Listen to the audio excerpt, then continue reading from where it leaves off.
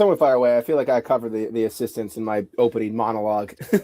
I'll go to Shea Townsend. I thought his scrum was pretty interesting. Obviously there's been a lot of talk about the Lions playing more nickel. Shop's been pretty open to us about that. I was kind of curious, how does that look like from Deshae's point of view as DB's coach here? And one thing he kept kind of pointing to was the run game. He said, it's probably a little bit more in the run game when you kind of sacrifice a bigger linebacker for a DB on the field. He says typically when we rolled out nickel, we were sure it was heavy pass. Like we were basically pretty certain that it was going to be a passing situation. We said, but for now, if we're going to play more nickel, those guys have to be more in tune with the run game. He said, opposing offense, they're probably going to try to attack us with, the play action off of it. And so we need like a guy that can has, I guess, good eyes, won't be fooled too much, but can also come up and tackle. And we know that's kind of a prerequisite to play on this defense. Their DBs have to be able to tackle and hit. But that's kind of the focus for him right now, is finding the right fit. The guy that can cover, a guy that can hit, a guy that can run, kind of do it all. Now, there are different ways to go about that. Like, obviously this offseason, we were talking a lot about Kyle Lewis as maybe a hybrid type that can play some safety, play some linebacker. I'm still going to point him out. I'm with you. I was too. Guilty. I'm not off that train yet, boys. I'm not off that. Hey, you got Eric 5 years Hunter, from now. you will like it. Yeah, right. Yeah. When he signs here in 5 years, man. You heard it here first. But, there are different ways to go about that nickel position. You can have, like, a hybrid type. You can go with, like, more of a cover corner or a smaller guy like a Meek. Like, there are different ways to kind of play off that. But or Brian Branch, who is the ultimate nickel. Like, I don't know if that's going to be the role for him when he comes back. They obviously like him at safety. But the ultimate nickel for a lot of these like top defenses around the league is a guy that can hit like a linebacker, can blitz, can kind of be this sort of chess piece in the middle of the defense. And so the Lions have some options. Obviously, like if you're not putting Branch there, you're not going to get like that full impact, but you can go with a cover corner. You can go with a guy that can hit a little bit more. You can kind of rotate in and out based on what the offense is showing you and what you think that I guess the ways you think they're going to attack you going into a week. So I think Justin mentioned this earlier, but like having the flexibility to kind of play off of different guys' strengths, I think is going to be probably a bit more of a point of emphasis this year. I think last year they were pretty set in their ways. Like even as Deshae mentioned, like, last year when we rolled out nickel, we were pretty sure it's heavy pass. Maybe you just play more nickel because you want to play more nickel. Maybe you think that that's what's best for that week. And you kind of play it like that instead of just being so like stingy in your ways. That's kind of the mindset I'm getting from Shep even. I think he's kind of the one maybe preaching that, is like we have to be adaptable to what opposing offenses are throwing at us. That seems to be the biggest difference. But I liked hearing some of those like takeaways. Like, we want to play more nickel because, we look at the top 5 defenses in the league and, we want to adopt some of those principles while still staying true to ourselves. I think that's like a good way to approach it. You don't want to just be like, what we're doing is working when it clearly wasn't last year.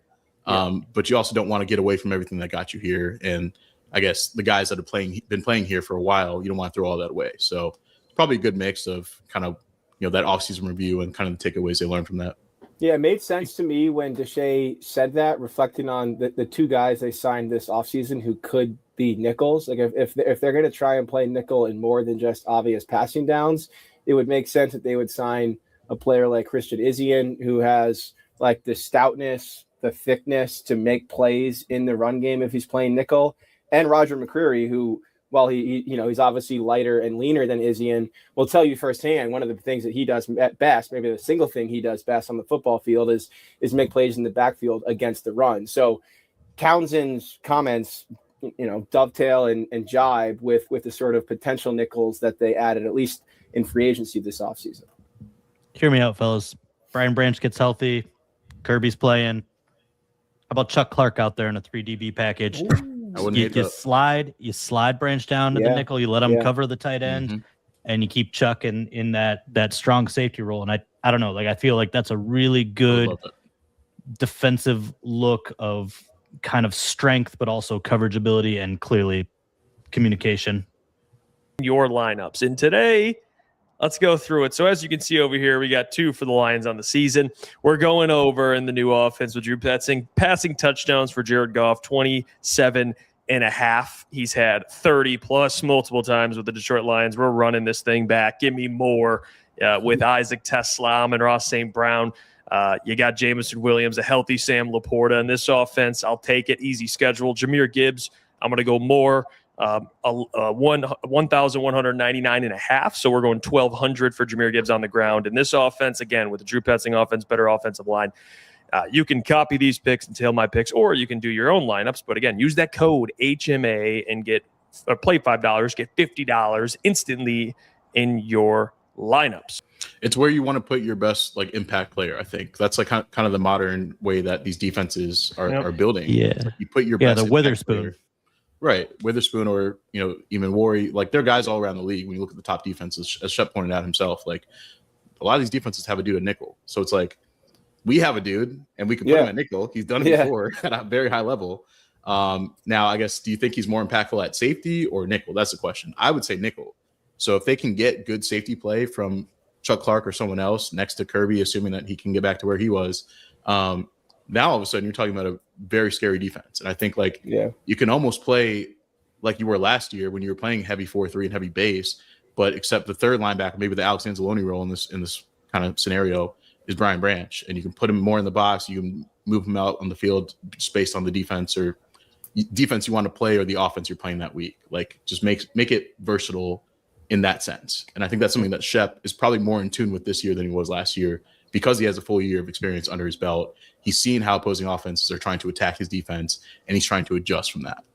Yeah, the only thing that gives me pause with that vision, and I think I've mentioned this here before, is that when we asked Shep at the Combine, is Branch someone who could fit that Eamon Worry role as sort of a hybrid nickel linebacker? His response was, I see Brian Branch as one of the best safeties in the NFL, one of the best safeties that I've ever been around. Now, that felt more like, to me, stubborn, maybe year one coordinator Shep, and there's a chance that he will evolve that thinking entering this season and see a broader, different role for Brian Branch. Because I agree with you guys. If you can play him a little bit closer to the line and more of a roving role, he's got a serious chance to make an impact. One assistant coach takeaway that I'll note was from Hank Fraley. So I didn't realize that Hank Fraley coached Cade Mays at the Senior Bowl when Mays was coming out of college, 5 years ago now. That was Fraley's first exposure to him then. And, he caught Fraley's eye at the Senior Bowl, just in their conversations off the field, but also Fraley watching him on the field. And then Fraley said, as you would expect him to say now, given the fact the Lions have signed him, that he was really, really impressed with his tape at Carolina. And, Cade Mays is a real intriguing piece of this offense. We all feel like they've made an upgrade there, and there's a chance that as the year progresses, that upgrade could be, an even bigger one than it looks like right now. I still think across the board, the coaches see Cade Mays as an ascending player, but already on tape, Fraley said, what you see is that he's stout at the point. He's playing physical. He keeps the depth of the pocket. And, those were three things that definitely wobbled with Graham Glasgow as last season wore on. So, inserting Mays in at center, definitely, to me anyways, is an immediate floor lifter, but it has a chance to be also a ceiling lifter as the year goes on. I don't know if I could handle being coached by Tashard Choice. I think it would wear me down mentally. This dude kind of builds his whole profile around telling you everything you do wrong, and I think it takes a certain running back to handle that. But I think they do have a lot of guys in the room that can handle that. I love talking to the guy. I love kind of hearing about that approach. But I was pretty fascinated hearing kind of the onus that Jahmyr Gibbs is taking on, right, as now falling into this bell cow role following the departure of Dave Montgomery. And obviously Pacheco was brought in, and Vaki, they're going to try to squeeze into a role here. But I like hearing kind of the seriousness that Gibbs has taken. And I again, Choice is just a great quote. He said, when the head coach tells you he's giving you the keys, you have this responsibility for everybody in the organization, every fan, every kid that's a Detroit Lions fan.